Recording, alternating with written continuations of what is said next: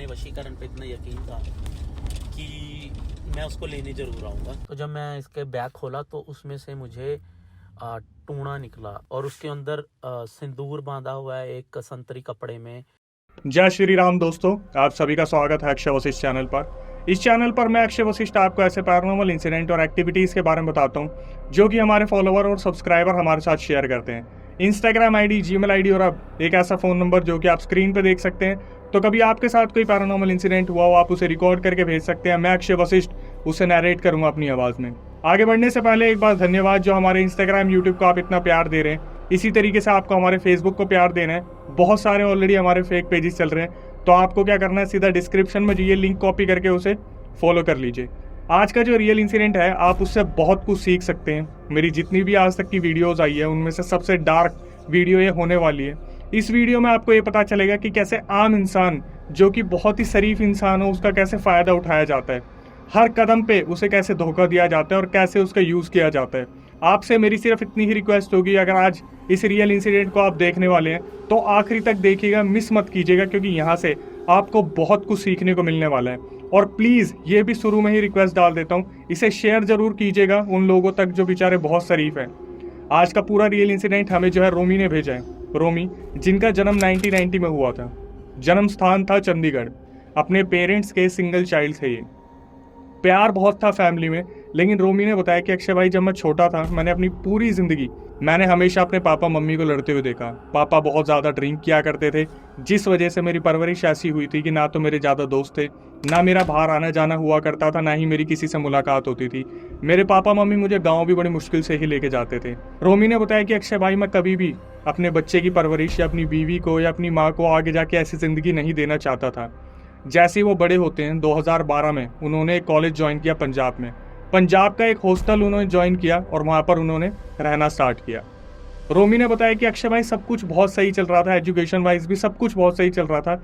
बस वहाँ पर मेरी मुलाकात एक लड़की से होती है, दिखने में बहुत ही ज़्यादा प्यारी थी। मतलब रोमी ने बताया कि अक्षय भाई, जैसे मैंने सोचा था ना, वैसे ही लड़की मुझे मिल गई थी। रोमी ने उनकी हेल्प करना स्टार्ट की, क्योंकि वो उनकी जूनियर होती थी। हेल्प करते दौरान आपस में बातचीत हुई, वो बात कब आगे प्यार में बदल गया। रोमी ने बताया कि अक्षय भाई, उस लड़की का घर हमारे कॉलेज के पास में था, तो उसके पापा उसे लेने आते थे और छोड़ने भी जाते थे। और उसके भाई बहन थे, तो इतनी ज़्यादा कॉल पे बात नहीं होती थी, मैसेजेस में बात होती थी। जब भी रोमी उससे मिला करता था, वो लड़की हमेशा रोमी के लिए कुछ ना कुछ खाने का बना के लेके आती थी और बदले में रोमी उसे चॉकलेट दिया करता था। रोमी ने बताया कि अक्षय भाई, बात धीरे धीरे आगे बढ़ी और कैसे न कैसे बात मेरे घर तक पहुँच गई। रोमी ने हिम्मत करके अपने पापा मम्मी को बताया कि एक लड़की है जिसे मैं बहुत ज़्यादा पसंद करता हूँ। पहले रोमी को लगा कि शायद लड़की की फ़ोटो देख के वो मना कर देंगे, लेकिन जैसे ही लड़की की फ़ोटो देखी, उनके घर वाले बहुत ज़्यादा खुश हो गए और घर वालों ने रोमी को बोला, बेटा देख, हर किसी की इज्जत होती है, किसी के साथ खिलवाड़ मत करना, इसको कभी बाहर मत लेके जाना जब तक तुम्हारी इससे शादी ना हो जाए। ये चीज़ सुन के रोमी बहुत ज़्यादा खुश हो गए थे, मन में उनके बहुत ज़्यादा उत्साह हो गया था कि चलो, घर वालों ने तो एक्सेप्ट करा। रोमी ने उस लड़की को बता दिया था कि मैंने अपने घर पे आपके बारे में बता दिया है, लेकिन उस लड़की ने बोला कि मैं अभी अपने घर पे आपके बारे में नहीं बता सकती, क्योंकि अभी आप अपने पैरों पे स्टैंड नहीं हो। तो रोमी ने एक डिसीजन लिया कि जब वो 2013 में इस कॉलेज से पास आउट हो जाएंगे तो आगे वो अपने पैरों पे स्टैंड करेंगे और इस लड़की से बातचीत करेंगे। लेकिन रोमी ने बताया कि अक्षय भाई, जब मैं 2013 में अपने कॉलेज से पास आउट हुआ, हमारे बीच में एक गैप सा आ गया, मतलब बातचीत बिल्कुल ही बंद हो गई। बड़ी मुश्किल से रोमी के घर वालों ने पैसे इकट्ठे करके रोमी को 2014 में कनाडा भेज दिया।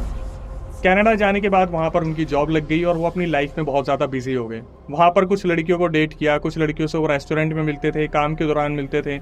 लेकिन रोमी ने बताया कि अक्षय भाई, मैं लड़कियों से मिलता था, लड़कियाँ मुझे अप्रोच भी करती थी, पर मैंने कभी शादी के बारे में कभी सोचा ही नहीं, क्योंकि उनके दिमाग में हमेशा उसी लड़की के बारे में चलता था जिससे वो कॉलेज में मिले थे। ज़िंदगी बहुत सही चल रही थी, नौकरी अच्छी खासी चल रही थी, अपने चंडीगढ़ में घर पे पैसे भी भेजते थे। धीरे धीरे क्या हुआ, लाइफ आगे बढ़ने लगी और 2015 में इनके पास उस लड़की का मैसेज आता है। फेसबुक पे इन्हें अप्रोच करा गया था और उस लड़की ने इन्हें बोला कि याद है, हमारी बातचीत हुआ करती थी। और रोमी ने बताया कि अक्षय भाई, जैसे ही मैंने वो मैसेज देखा उस लड़की का, मैं इतना ज़्यादा खुश हो गया जैसे मैं इसी इंतज़ार में था कि वो लड़की कब मुझे दोबारा अप्रोच करेगी। जैसे ही उसका आगे से मैसेज आया, मैंने डायरेक्टली उससे बात करनी स्टार्ट कर दी और धीरे धीरे 2015 के एंड तक हम इतने अच्छे दोस्त बन गए दोबारा, जैसे हम दोबारा प्यार में पड़ गए। लेकिन रोमी ने बताया, अक्षय भाई, जनता को इस बारे में बताना कि जब कोई बिल्कुल मीठा बन के आगे से आता है तो वो बहुत ही बुरी तरीके से हमला करते हैं और रोमी के ऊपर ऐसे ही एक हमला होने वाला था जिसके बारे में रोमी आज भी सोचते हैं तो उनकी रूह कांप जाती है। रोमी ने बताया कि अक्षय भाई 2015 में वो लड़की मुझे अप्रोच करती है, फेसबुक के थ्रू उसने मुझे मैसेज किया और हमारी दोबारा बातचीत स्टार्ट हो गई।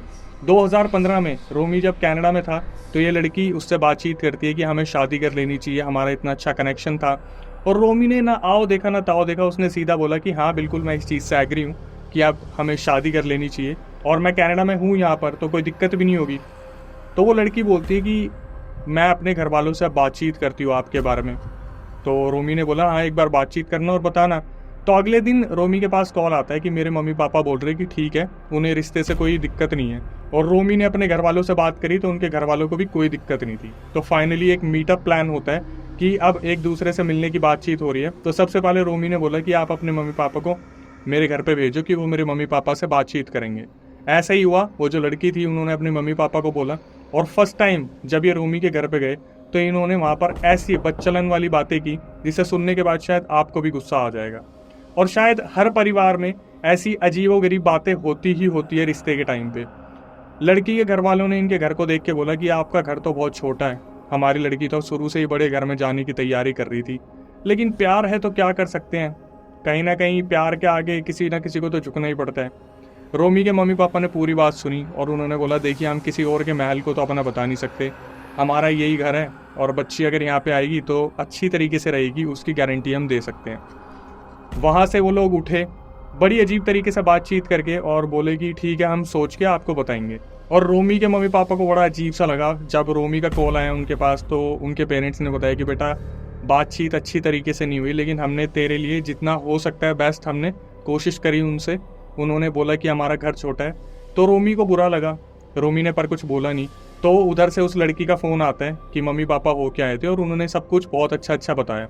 तो रोमी बोलते हैं कि यार आपके मम्मी पापा ने मेरे मम्मी पापा को बोला कि छोटा घर है और ऐसे है वैसे है। तो उस लड़की ने बड़ी ही समझदारी से बोला कि मम्मी पापा चेक कर रहे थे, ऐसा कुछ भी नहीं है, तो आप टेंशन मत लो, वो तो ना चेक कर रहे थे आपके मम्मी पापा को। रोमी बोलते हैं ठीक है। उसके बाद धीरे धीरे वक्त गुजरता है, 2016 आ जाता है, इनकी बातचीत और स्ट्रॉन्ग हो जाती है। तो इसका जो भाई था लड़की का वो बोलता है कि मैं एक बार जो है रोमी जीजू से बात करना चाहता हूँ। उस लड़के ने रोमी को फ़ोन मिलाया और बोला कि भाई यार सही में तुम्हारा घर बहुत छोटा है, मेरी बहन के तो अरमान इतने बड़े हैं, सपने इतने बड़े हैं, हमने परवरिश इतनी अच्छी की है। रोमी ने सीधा फ़ोन पे बोल दिया देख भाई अगर तुम्हें लगता है कि तुम बड़े घर में ब्याह आना चाहते हो, हमारे पास किसी चीज़ की कमी तो है नहीं, लेकिन फिर भी आप चाहते हो तो कर लो, कोई दिक्कत नहीं है। उस दिन रोमी ने बताया कि अक्षय भाई मैं बहुत बुरी तरीके से टूटा था। वो मेरे लिए एक ऐसा मोमेंट था कि मैं कनाडा में अकेला था, मेरा साथ देने वाला कोई भी नहीं था और उसके भाई ने मुझे बोला कि हमारा छोटा घर है, परिवार इतना बड़ा नहीं है, इतना बना हुआ नहीं है। रोमी को बुरा लगा, हालांकि वो कनाडा में रहते थे। तो फिर उस लड़की का फ़ोन आया कि तुमने भाई को ऐसे ऐसे बोला कि तुम मूव ऑन कर लो। तो रोमी ने बताया कि आपके भाई ने बोला कि हमारा घर तो छोटा है और हमारी बहन के बड़े सपने हैं, ये वो है। तो वो लड़की बोली कि यार मेरा भाई आपको चेक कर रहा था। रोमी का दिमाग थोड़ा तो गुस्सेल था ही, कहीं ना कहीं उसके दिमाग में आया कि ये चेक करने वाले बहुत बन रहे हैं। और उधर से जो सबसे बड़ी चीज़ थी जो रोमी ने बोला कि अक्षय भाई सारे व्यूअर्स को बताना, रोमी के घर वाले हमेशा बोलते थे कि बेटा हमें बैकग्राउंड चेक करने दो लड़की वालों का, और रोमी जो थे वो यही बोलते थे नहीं पापा मम्मी कोई ज़रूरत नहीं है, मैं इनके घर वालों को जानता हूँ, ये ठीक है, मैं लड़की को जानता हूँ, मुझे उससे मतलब है, घर वालों से मुझे क्या ही लेना देना। रोमी ने बताया कि अक्षय भाई वो लोग मेरे घर तो आगे जा चुके थे, अब मेरे घर वालों को वहाँ पे जाना था। यहाँ से अजीब अजीब से इनको सिग्नल्स मिलने लगे जो ये कभी समझ नहीं पाए। रोमी ने बताया कि मेरे मम्मी पापा जिस गाड़ी में गए, इनके घर के बाहर जैसी गाड़ी लगाई किसी ने पीछे से ठोक दी और गाड़ी का शीशा टूट गया। अब आप देखते जाना कितने सिग्नल्स इन्हें मिले थे। पहली बार शीशा टूटा, ये लोग उठे, इनके घर में गए, इनसे बातचीत करी, ठीक है सब कुछ बहुत सही था, बातचीत बहुत अच्छी रही। जब ये लोग वहाँ से निकले अपने घर आ गए तो इन्होंने रोमी को बताया कि रोमी फाइनली हमने बातचीत कर ली है और 2017 की डेट निकली है तेरी शादी की, तो तू कनाडा से कुछ अच्छी खासी छुट्टी लेके आ जियो जब यहाँ पे तेरी शादी हो। रोमी ने बताया कि अक्षय भाई मैं इतना खुश था कि फाइनली 2017 में मैं अपनी फैमिली से भी मिलूंगा और उस लड़की से भी मिलूंगा जिससे मैं प्यार करता हूँ। लेकिन जो सबसे तगड़ी चीज़ थी कि 2013 के बाद तो इस लड़की को इन्होंने कभी देखा ही नहीं था। रोमी ने बताया कि अक्षय भाई सब कुछ ठीक चल रहा था और मेरी प्लानिंग बनती है कनाडा से वापस इंडिया आने की। रोमी ने 25 दिन की छुट्टी अप्लाई करी अपनी कंपनी में और उन्हें 25 दिन की छुट्टी मिल गई। रोमी ने बताया कि फरवरी के महीने में शादी थी और मैं अपनी शादी से 5 दिन पहले इंडिया पहुंचा। तो इंडिया आते ही सबसे पहले क्या हुआ, जो लड़की की मम्मी थी उनकी जिद थी कि जैसे ही लड़का एयरपोर्ट से उतरेगा उसके हाथ पे पीली सरसों बांध देना। रोमी की मम्मी ने जब इस बारे में भी सुना था तब वो भी बहुत ज़्यादा हैरान हो गई थी। उन्होंने अपने काफ़ी रिश्तेदारों से पूछा कि जो लड़की की मम्मी है वो बोल रही है कि रोमी के आते ही हाथ पे पीली सरसों बांध देना। तो पापा ने भी यही बोला रोमी के कि ठीक है, इनका कोई ट्रेडिशन होगा। फिर फूफा जी से पूछा क्या, फूफा जी भी बोले भाई हमें तो नॉलेज है नहीं, बांध दो, उनका भी तो लड़का लगता है, कुछ ना कुछ सोच के ही बोल रहे होंगे। रोमी ने बताया कि भाई जैसे ही इंडिया एयरपोर्ट पर मैं उतरा मेरे हाथ पे पीली सरसों बांध दी और जिस गाड़ी में वो वापस आ रहा था धीरे धीरे मुझे ना अजीब सा होने लगा। उन्होंने बताया अक्षय भाई मेरा ना जी मचलाने लग गया, मतलब कि मैं इतना खुशी खुशी इंडिया आया था। मैं अपनी जिस लड़की से शादी करना चाहता था उसी लड़की से मैं शादी कर रहा हूँ। जिन घर वालों से मैं इतने टाइम से नहीं मिला उन घर वालों से मिलने वाला हूँ। लेकिन मेरे दिमाग में ना उछल कूद शुरू हो गई कि कुछ ना कुछ तो गड़बड़ है। जैसे ही वो अपने घर पे आते हैं उन्होंने देखा वहाँ पर पाठ चल रहा है, अगले दिन कीर्तन रखा हुआ था, लेकिन इनका दिमाग बार बार इन्हीं चीज़ों की तरफ चल रहा था कि यार मैं सही जगह आया हूँ या नहीं आया हूँ। उन्होंने अपने आप को समझाया भी यार कि शादी का माहौल है तो शायद पहली बार उनके साथ ऐसा हो रहा है, तो शायद इतना सब कुछ इसलिए हो रहा होगा। उनके एक दोस्त थे उत्तराखंड के, उनसे उन्होंने डिस्कस किया कि भाई मेरे साथ ऐसा हो रहा है, जब से मैं इंडिया आया हूँ मेरे पैरों में दर्द हो रहा है, मेरे पैर वैर दबा दिए थोड़े से और पता नहीं क्या हो रहा था। उस लड़के ने भी यही बोला भैया शादी का माहौल है इसलिए चीज़ें ऊपर नीचे हो रही है। हालांकि ऐसा होता नहीं है, लेकिन कोई नहीं, आप क्योंकि कनाडा में रहे हो वहाँ पर डे शिफ्ट अलग होती है, नाइट शिफ्ट अलग होती है। तो कहीं ना कहीं रोमी का ध्यान गया कि हाँ यार मैं अजीब सी सिचुएशन में आ गया हूँ, क्योंकि अब रात को उन्हें नींद नहीं आती, दिन में उन्हें नींद आती है और दिन में सारे फंक्शंस होने होते हैं।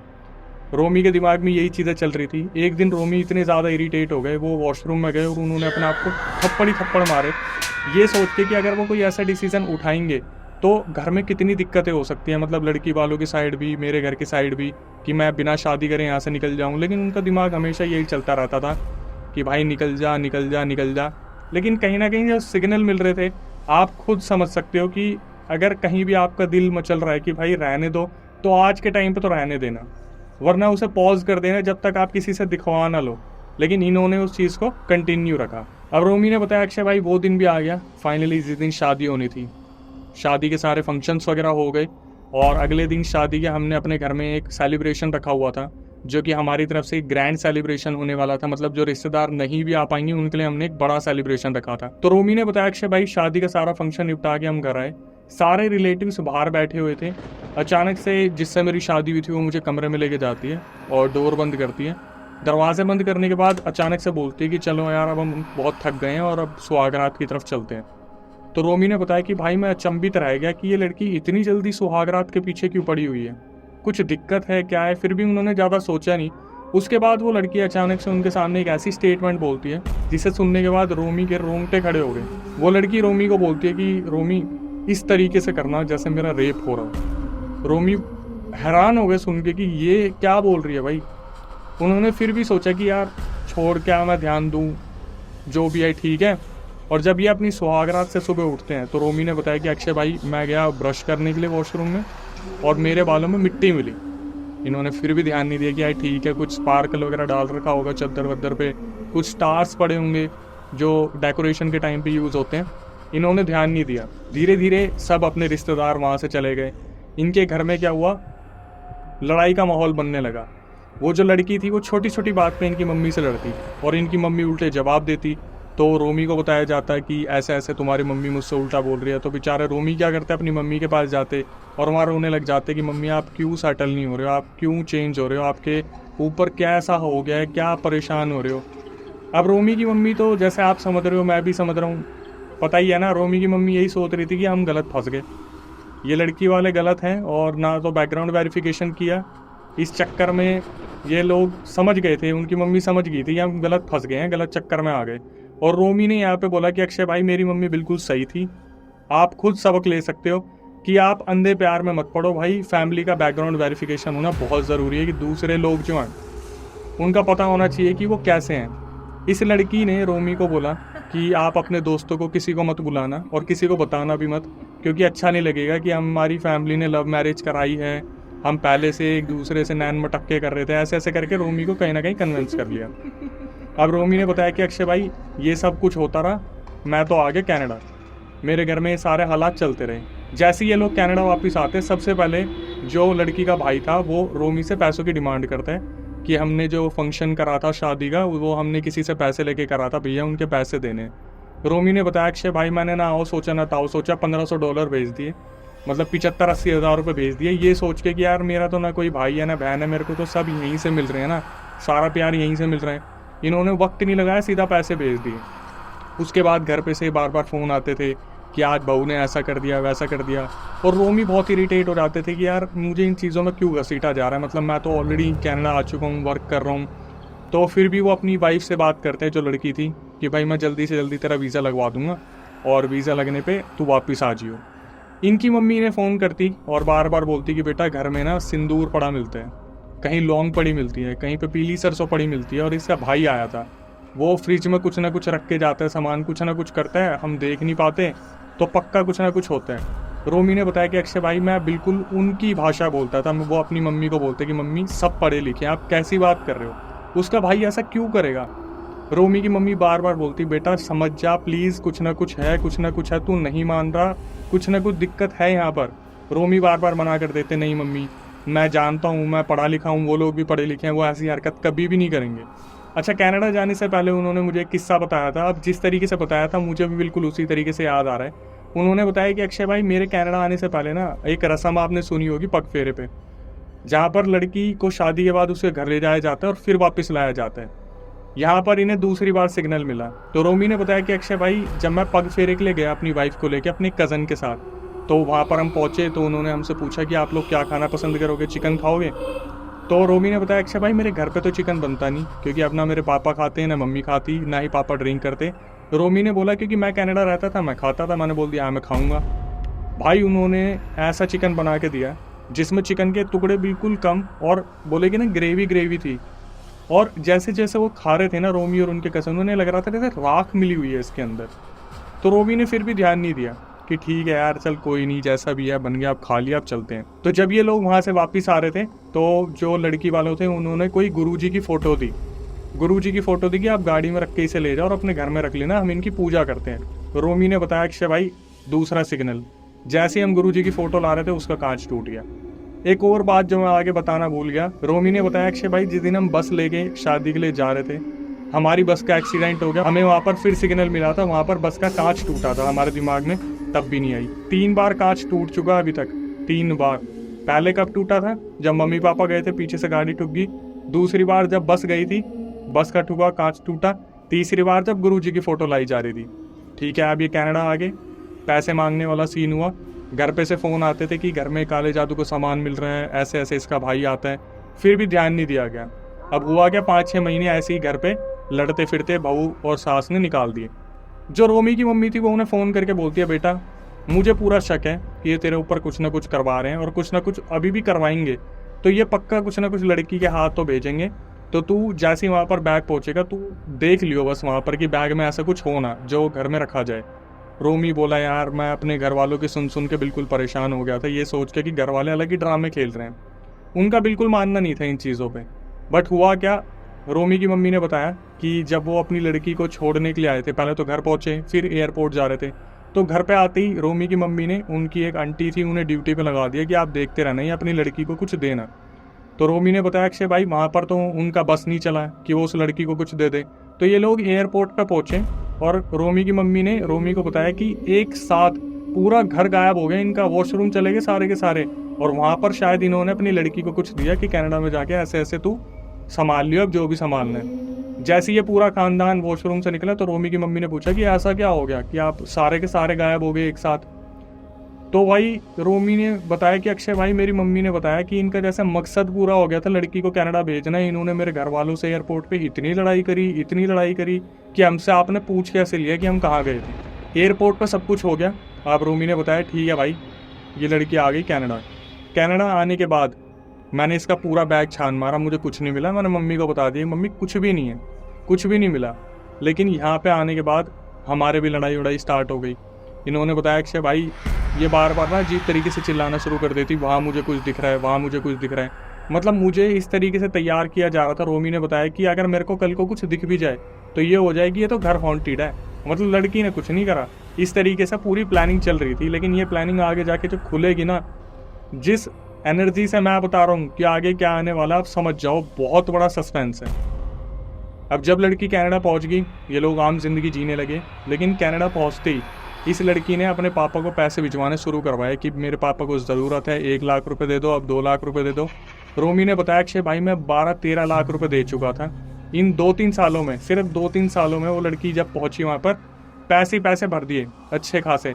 रोमी ने बोला कि भाई मेरे दिमाग में ना कभी ऐसा कुछ चला नहीं, लेकिन वहाँ इंडिया में क्या हो रहा था उसको सुनने के बाद रोमी के चेहरे पर बहुत ज़्यादा शिकंज आ जाती थी।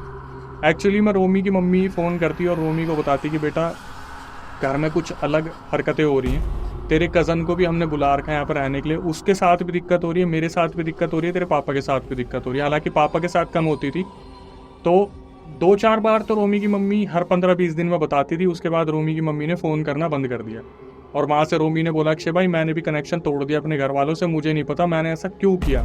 उन्हें आज बहुत अफसोस होता है इस चीज़ का। रोमी के पापा ने अचानक से फ़ोन करा तो रोमी ने 2-3 महीने बात नहीं करी थी। फिर रोमी ने फ़ोन उठाया तो बोले क्या हुआ पापा, इतने टाइम बाद फ़ोन किया। तो रोमी के पापा ने बोला बेटा तेरी माँ गुजरने वाली है, इसकी हालत बहुत बुरी हो गई है, तू आ और आखिरी बार इससे मिल ले। तो रोमी ने उस टाइम पर इस चीज़ को अटेंशन दिया कि अचानक से मम्मी की तबीयत को क्या हुआ। तो जब मम्मी से बात करी रोमी ने, तो मम्मी ने बताया कि बेटा मेरे को 3 एंटिटीज़ दिखती है, जिसमें से 2 औरतें और 1 मर्द है, और वो मर्द मेरे साथ कुछ ना कुछ गलत करता है। जब भी मेरे साथ कुछ ऐसा होता है मैं पार्ट लेके बैठ जाती हूँ, और जब भी मैं सोने के लिए जाती हूँ फिर मेरे साथ यही सब कुछ होता है। रोमी ने बताया अक्षय भाई इन कुत्तों की वजह से मेरी मम्मी ने 1.5 साल अपनी नींद नहीं ली, 1.5 से 2 साल। जो मम्मी मुझे कहती थी कि वो किसी घर की इज्जत है उसे संभाल के रखियो, इन्होंने मेरी मम्मी के साथ ऐसा करा, मेरी मम्मी 1.5-2 साल ढंग से सो ही नहीं पाई। उनकी तबीयत इतनी ख़राब रहती थी, मेरे पापा बार बार फ़ोन करके बोलते थे। एक दिन पापा ने क्या करा, जब मम्मी ने बोला ना कि ऐसे ऐसे एंटिटीज़ होती है, तो पापा बोले कि एक काम करो, ऐसी कोई एंटिटी है तो मेरे ऊपर आ जाओ। और उस दिन उनके पापा अकेले सोए कमरे में, और कोई चीज़ आई, किसी चीज़ ने उनका गला दबा दिया। रोमी के पापा फटाफट उठ के इनकी मम्मी के पास जाके बोले कि तू सही बोल रही थी, कुछ ना कुछ हमारे ऊपर करवा रखा है इस घर में। अब कनाडा में क्या हो रहा था, धीरे धीरे रोमी से सारे पैसे निकलवाए जा रहे थे अपने घर की तरफ। और घर वाले कितने शाणे थे, लड़की के घर वाले रोमी को फ़ोन करके बोलते कि बेटा आप अपने घर पर मत बताना कि हमने आपसे पैसे लिए हैं, हम धीरे धीरे वापस दे देंगे, तो आप बिल्कुल टेंशन मत लेना, हमारी लड़की तो आपकी है ही, हम तो आप ही के हैं। और रोमी ने बोला भाई मैं भी इतना ध्यान नहीं देता था कि ठीक है यार पैसे ही तो है, दोबारा कमा लिए जाएंगे। रोमी की वाइफ एक दिन बोलती है कि अब हम बच्चा प्लान कर लेते हैं, काफ़ी टाइम हो गया। रोमी ने बोला अक्षय भाई हम काफ़ी टाइम बाद इंटीमेट हुए और 10-15 दिन बाद ही खबर आ गई कि मेरी वाइफ प्रेग्नेंट है। रोमी बोले अक्षय भाई मैं इतना ज़्यादा खुश हो गया ना, मैं सारी लड़ाइयाँ भूल गया, सब गम भूल गया, सब अफसोस भूल गया। मैं बहुत खुश था कि फाइनली अब हमें एक बच्चा होने वाला है। सही 9 महीने बाद डिलीवरी होगी, मेरा एक लड़का हुआ। रोमी ने बताया कि लड़का बहुत स्वस्थ हुआ था, सब कुछ बहुत ठीक था, लेकिन ये फिर भी घर वालों से किसी न किसी बात पर लड़ाई करती रहती थी। अब हुआ क्या, किस बात पर लड़ाई होती थी, एग्जाम्पल मैं आपको देता हूँ। जैसे एक दिन पापा बच्चे को कुछ खिला रहे चावल, तो सीधा घर में घुसी मैडम चिल्लाती है कि मेरे बच्चे को झूठा मत खिलाया करो। किसी न किसी बात पर लड़ाई होती थी। और रोमी ने बताया कि भाई ये मेरे मम्मी पापा को बुड्ढा बुड्ढी बोलती थी कि मतलब बुड्ढे को ऐसे कर दो, बुड्ढी को ऐसे कर दो। तो मैं सुनता था, गुस्सा होता था, लेकिन सोचता था कि भाई मैं क्या घर में जूत बजाऊं।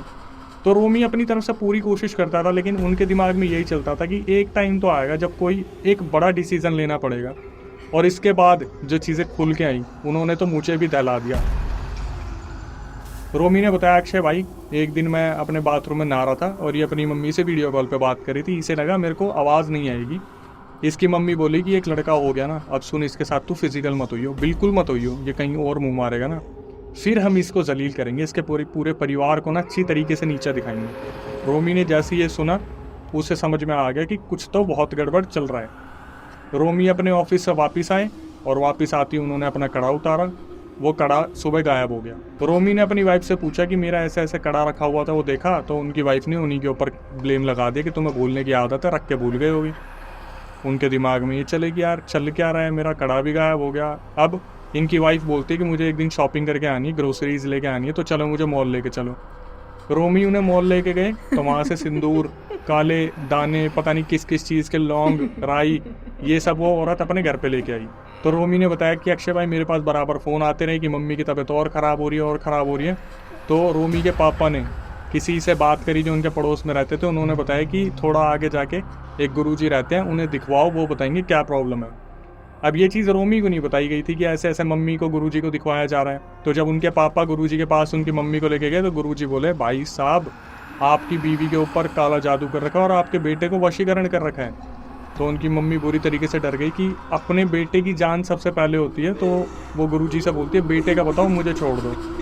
गुरुजी ने बताया उसके गले में चैन डाल रखी है एक, उस चैन में वशीकरण का कुछ ना कुछ डाल रखा है और एक घड़ी दी हुई है। घड़ी तो वो पहनता नहीं लेकिन चैन पहनता है, उस चैन को उतरवा, वो वशीकरण का सबसे बड़ा हथियार है।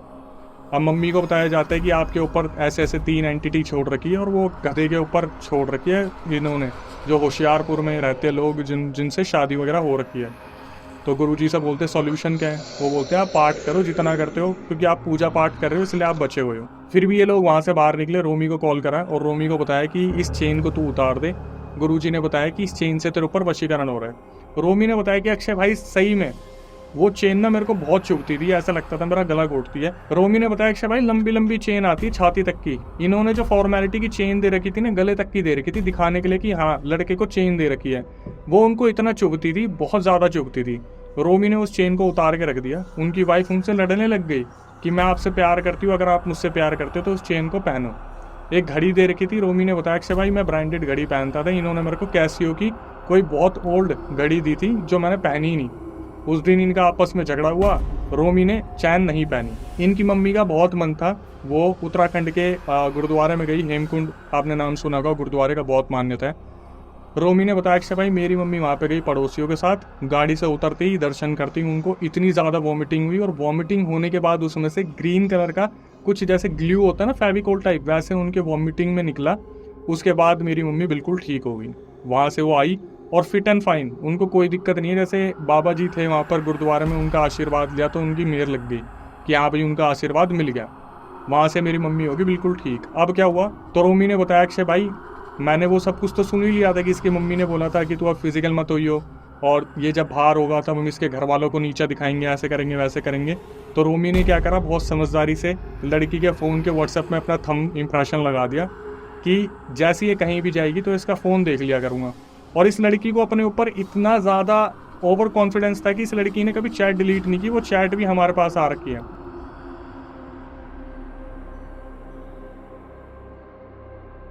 इन सारे स्क्रीनशॉट में वो सब लिखा हुआ है जो रोमी को पता चला तो उसके पैरों तले ज़मीन निकल गई कि अब ये लड़का तेरे वशीकरण में नहीं रहा, ये हमें पैसे नहीं बेचता, इसके खानदान वालों ने इसके ऊपर से चेन उतरवा दी। ये सब कुछ एक एक चीज़ लिखी हुई है। और वो लड़की पता क्या लिख रही है कि पंडित जी से बोल के इसके सारे काम रुकवा दो, ऐसे करवा दो वैसे करवा दो। और इसका भाई, लड़की का भाई लिख रहा है हाँ तू उस चीज़ की टेंशन मत ले, पर याद से मैसेज डिलीट कर दियो। और ये लड़की इतना ओवर कॉन्फिडेंट है, इसने मैसेज डिलीट ही नहीं करे। 3-4 बार वो शीशे जो टूटे थे वो कहीं ना कहीं इन्हें सिग्नल मिले थे, लेकिन इन्होंने उस चीज़ पर ध्यान नहीं दिया। और कोई आम सी फैमिली होगी तो क्यों ही देगी। ये तो रोमी की मम्मी थी, टाइम पर पहुंच गई गुरुद्वारे में और वो बच गई। इसके बाद क्या हुआ, धीरे धीरे रोमी को तो पता ही चल गया था कि इनके घर में चल क्या रहा है, इनकी मम्मी पापा के साथ ये क्या कर रही है औरत। बच्चा बड़ा हो रहा था, 1 साल का हो गया था बच्चा। इनकी एक दिन इतनी ज़्यादा लड़ाई हुई सिर्फ किस बात पे कि इसकी वाइफ ने आती, रोमी की वाइफ ने आती पापा पे कुछ कर दिया, बोल दिया उनको, ज़्यादा बोल दिया था। रोमी ने क्या करा, गले पे हाथ लगा के धक्का मारा। लेकिन ये जो औरत थी ये सीधा अपना बैग उठाया, इसने पर्स लड़के को उठाया और अपने दोस्त के घर पे चली गई रहने के लिए, जो फीमेल फ्रेंड थी।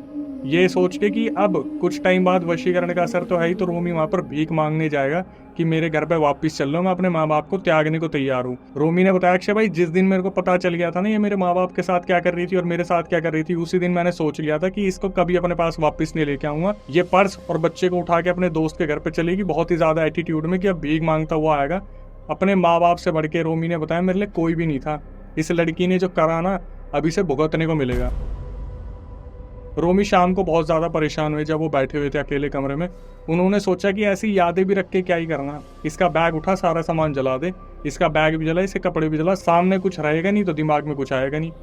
रोमी ने बताया अक्षय भाई मैंने इसका बैग खोला, इसके बैग में से जो सामान मिला, मेरा जो कड़ा गायब हो गया था उस पर देखो टोटका कर रखा है। आओ पहले वो स्क्रीनशॉट देखो। अब उसके बाद क्या हुआ, जब बैग को और अंदर से देखा गया तो उसके अंदर और टोटके मिले। और वो टोटके कौन से थे? जो ये 3-4 साल पहले अपने घर से आई थी तो एयरपोर्ट पे जो दिया हुआ था टोटका, वो मिला। क्यों? क्योंकि उस टोटके के अंदर जो अखबार था, उस अखबार पे लिखा हुआ होशियारपुर केसरी। तो होशियारपुर का अखबार यहाँ पर 4-5 साल बाद में आया कैसे? तो रोमी समझ गए थे कि इसके खानदान वालों ने एयरपोर्ट पे जो टोटका दिया था वो भी मिल गया। सारी चीज़ें मिल गई, रोमी ने उठा के सब कुछ ठोक दिया और सारे स्क्रीनशॉट जो कलेक्ट किए थे वो इसकी भाई बहनों को दिखा दिए घर पे कि तुम सालों मेरे पूरे परिवार के साथ ये सब कुछ कर रहे थे। रोमी ने बोला भाई चोर आदमी थे, 1 सेकंड में पलट गए, हमने ऐसा कुछ करा नहीं, ऐसा नहीं वैसा नहीं। रोमी ने बताया अक्षय भाई क्या हुआ? इसके खुद से मैसेज आने शुरू हो गए कि मेरे से गलती होगी, मुझे लेने आ जाओ वापस। रोमी ने बोला अब मैं नहीं आऊँगा, अब आएगा डाइवोर्स का लेटर। रोमी ने सीधा डाइवोर्स का लेटर डाला और कस्टडी की मांग की, सारे स्क्रीनशॉट वगैरह सब कुछ कोर्ट में दिए और बताया कि कैसे ब्लैक मैजिक हो रहा था। और भाई वहाँ तो इस चीज़ पे एक्शन लिया भी जाता है। डाइवोर्स की बात आ गई है और कस्टडी धीरे धीरे रोमी के हाथ में जा रही है। सैटरडे संडे तो जा ही चुकी है। उसके बाद पूरी तरीके से रोमी ने बोला मैं कस्टडी अपने बच्चे की अपने हाथ में लेकर रखूंगा, लेकिन हरामजादे लोग हैं, पीछे तो हटेंगे नहीं। रोमी ने बताया 6 महीने बाद उसकी मम्मी गई, खत्म। लड़की की मम्मी जिसका सब कुछ करा धरा था, क्योंकि ब्लैक मैजिक है तो घूम के अपने ऊपर तो आएगा ही। रोमी ने बताया अक्षय भाई पीठ पे खंजर घोंपने की और जो भरोसा तोड़ने की सजा होती है ना, वो सजा कभी भी आप माफ मत करना। जो इंसान एक बार आपको धोखा देगा ना, वो दोबारा आपको धोखा जरूर देगा। रोमी ने आखिरी में खुद moral of the story conclusion दिया कि लड़कियों की आदत होती है चीज़ों को छुपाने की। अगर आप शादी करने जा रहे हो तो सिर्फ लड़कियों के लिए नहीं है, लड़कों के लिए भी है कि वो भी छुपा लेते हैं कभी कभी। बैकग्राउंड वेरिफिकेशन होना बहुत ज़रूरी है, बहुत ज़्यादा ज़रूरी है। घर वाले क्या करते हैं क्या नहीं करते किसी को नहीं पता। रोमी ने बताया कि मैंने अपने दोस्तों को कांटेक्ट करा जिससे मेरा सबसे रिलेशन खत्म करवा दिया था इस लड़की ने। दोस्तों ने बोला शुक्र कर आंटी बच गई, ये इतने बदनाम है यहाँ पे, काले जादू और टोटके के लिए पता नहीं कितनों पे इन्होंने करा हुआ और सबसे इनकी बिगड़ी हुई है। तो फाइनली आखिरी में रोमी ने बताया कि भाई मेरा सब कुछ सही चल रहा है, मैंने अपनी फैमिली को बचा लिया, अपने बच्चे को मैं अपने हाथ में ले लूंगा, इसकी फैमिली को मैं अच्छे से सबक सिखा रहा हूँ, अब जो भी कोर्ट कार्रवाई हो सकती है सब कर रहा हूँ। और ऐसे लोगों को करारा जवाब मिलना चाहिए जो इन सब चीज़ों का सहारा लेते हैं, क्योंकि वो ये भूल जाते हैं आगे जाके इन्हीं के ऊपर सारी चीज़ें पड़ने वाली हैं। अब ये स्टेटमेंट क्यों आई थी मेरे साथ ऐसे करना की जबरदस्ती की है कि उस टाइम पे वो लड़की अपनी फोटो क्लिक करवा ले घर वालों से कि मेरे साथ पहली रात इतना बुरा करा कि हम इन्हें बाद में टॉर्चर करें कि हमारे साथ तो पहली रात से ही ये सब कुछ होता आ रहा है। मतलब पूरी प्लानिंग थी, घर वालों की पूरी प्लानिंग थी। बाप भी मिला हुआ था, एक बहन थी वो भी, भाई भी मिला हुआ था, लड़की भी मिली हुई थी और माँ जब इस दुनिया में नहीं है वो तो आप दूर से ही देख रही होगी हमारी वीडियो भी, और साथ में आप सब देख रहे हो। आप भी उनके बारे में खैर क्या ही बोले, अब तो है नहीं इस दुनिया में, लेकिन जो करके गई। इस वीडियो को लंबा नहीं करते तो आखिरी में मेरी रिक्वेस्ट आपसे होती क्या है, जो नए व्यूअर्स आए हैं चैनल पे, भाई चैनल को सब्सक्राइब कर लो, बेल नोटिफिकेशन ऑन कर लो, हमारा मोटिवेशन बढ़ा के रखो। कभी आपके साथ कोई पैरानॉर्मल इंसिडेंट हुआ हो तो आप उसे रिकॉर्ड करके भेज दो, स्क्रीन पे आपको नंबर दिख रहा होगा, वही आपको डिस्क्रिप्शन में ही मिल जाएगा। आपकी भारी डिमांड पर हमने पॉडकास्ट चैनल स्टार्ट करा है, Akshay Vashishtha horror show, description में लिंक है, उसे सब्सक्राइब कर लेना। वहाँ पर जल्द ही पॉडकास्ट आने वाले हैं, जितनी जल्दी आप सब्सक्राइब करोगे उतनी जल्दी पॉडकास्ट आएंगे। और अगर आप पॉडकास्ट का हिस्सा बनना चाहते हो कि मैं कैमरे के सामने आकर पूरा रियल इंसिडेंट बताना चाहता हूँ, उसकी प्रक्रिया बता देता हूँ। व्हाट्सएप पे आपको पूरा रियल इंसिडेंट रिकॉर्ड करके भेज देना और वहाँ पे मेंशन कर देना कि अक्षय भाई हम पॉडकास्ट में आना चाहते हैं, दिल्ली में हमारा सेंटर है, एड्रेस आपको दिया जाएगा। कैमरे के सामने पूरा रियल इंसिडेंट बताओ ताकि लोगों को अवेयरनेस मिले। जिस तरीके से आप इंस्टाग्राम यूट्यूब को प्यार दे रहे हो इसी तरीके से बनाए रखें, फेसबुक को भी प्यार दें। एट द एंड यही बोलूँगा, लिंक आपको डिस्क्रिप्शन में मिल जाएगा, भाई जाके फॉलो कर लो, वहाँ पर भी एक्सक्लूसिव कंटेंट हमारा अवेलेबल होता है। ध्यान रखिए जितना ज़्यादा हो सके अपनों का खासकर, माँ बाप का खासकर, उनके अलावा आपका कोई भी नहीं है, कभी आपके साथ कुछ गलत ना हो। नई वीडियो नए पॉडकास्ट आने तक stay tuned with the channel. तो गाड़ी का शीशा ये तीसरी बार टूटा है, तो ऑल ऑफ अ सडन इसका भाई मुझसे पैसे मांगता है। बहुत पैसे भेजे मैंने उनको, करीब 10-12 लाख रुपया भेजा। तो इसका भाई इसको बोलता है कि मेक श्योर तो डिलीट कर दियो मैसेज। बोलती है हाँ, इसको बड़ा पता लगता है। और मैंने क्या किया हुआ था, मैंने अपना थंब प्रिंट लगा रखा था इसके व्हाट्सएप पे। और मुझे कैसे पता लगा, जब भगवान ने आपकी आंखें खोलनी होती है, तो जिस अखबार के में उसको रैप किया गया था उसमें लिखा हुआ था होशियारपुर केसरी, तो वो इनके सिटी का अखबार है और हम तो वहाँ रहते नहीं हैं।